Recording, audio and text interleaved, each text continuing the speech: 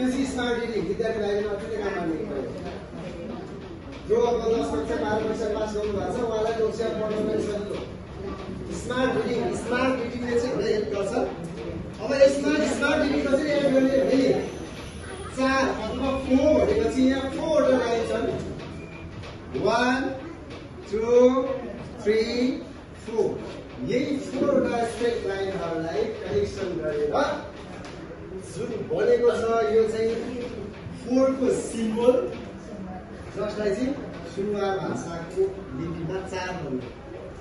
4 फेरि smart reading गरिहाल्नु। यसैमा यो 4 छ। 4 मा कति जोड्दा 5 हुन्छ? कति जोड्दा 5 4 मा? 1 जोड्दा 5। त्यहाँ कतिवटा लाइन छ? 4 वटा। यहाँ कतिवटा लाइन छ? 1 जोडिदिनुस् न। 5 भयो। स्मार्ट रिडिङ भइहाल्यो यहाँ। ए 5 भनेको यस्तो भन्ने होइन। त्यो कन्ट्रोल गरेको हो। सुन्नुहोस् है। यस्तो थियो यो चाहिँ 5। यस्तो 5 थियो होइन। स्मार्ट रिडिङ के गर्यो? 5 भनेपछि 5 को लाइन, एउटा लाइन, दुईटा लाइन, तीनटा लाइन, चारटा लाइन, 5 वटा लाइन। सुनवार स्क्रिप्टको 5 भनेको सिम्बल यो रहेछ। क्लियर भयो? बुझिन्छ? अब देख्न सकिन्छ? ल फेरि याद गर्नुहोस्। अब माथिलाई याद गर्नुहोस्। 0 1 2 बिचमा बाटो ब्लक गरिदियो। 3 1 लाइन 2 लाइन 3 लाइन 4 लाइन 4 1 2 3 4 5 लाइनको द्वारा अक्षर गर्नु पर्ने बिर्सिन्छ। त्यसलाई बिर्सिदैन। हेर्नुहोस् है। ल 5 सम्म भयो स्मार्ट रिडिङ। अझै कता आउँदैन छ। अब 6 हेर्नुहोस् है। 6 7 8 9 9 सम्म पढेपछि बाँकीसम्म आइन्छ। 6 कस्तो रहेछ भने अलिकति यस्तो रहेछ। 6 हेर्नुहोस् त। 6 को सिम्बल हेर्नु है। कस्तो रहेछ? यस्तो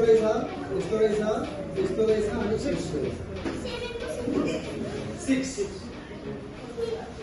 हेर्नुहोस् है। 6 यस्तो रहेछ। अब 7 हेर्नुहोस् है।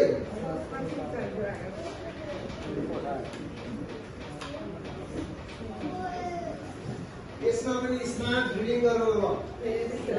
यस्तो नभन्नु। 7 को सिम्बललाई स्मार्ट रिडिङ कसरी गर्ने? लाइन गर्नुहोस् है।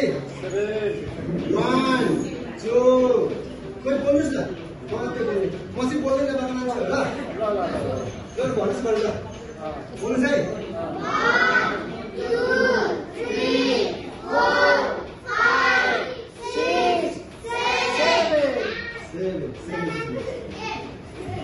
7 सिंगल लाइन भन्नु। ल 1 2 3 4 5 6 7 अब 6 को चाहिँ यता फर्केर छ। 7 को चाहिँ उता फर्केको। 6 यतापट्टि फर्केको, आफूतिर फर्केको। 7 चाहिँ उतातिर फर्केको। अहिले कहाँ हाम्रो घरमा के हुन्छ? श्रीमतीको कुरा मिल्यो भने दुईजना एकैतिर फर्किने हो। कुरा मिलेन भने के हुन्छ?